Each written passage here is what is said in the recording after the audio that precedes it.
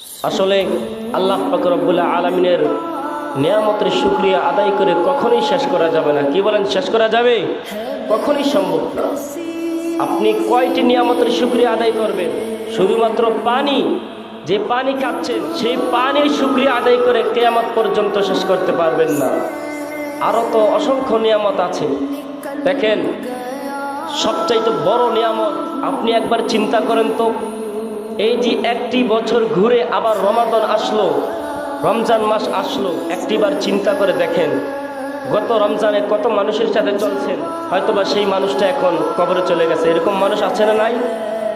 অসংখ্য মানুষ আছে। একসাথে চলেছেন, একসাথে তারাবি নামাজ পড়েছেন, কিন্তু আজকে দেখা যায় সেই মানুষটা নাই।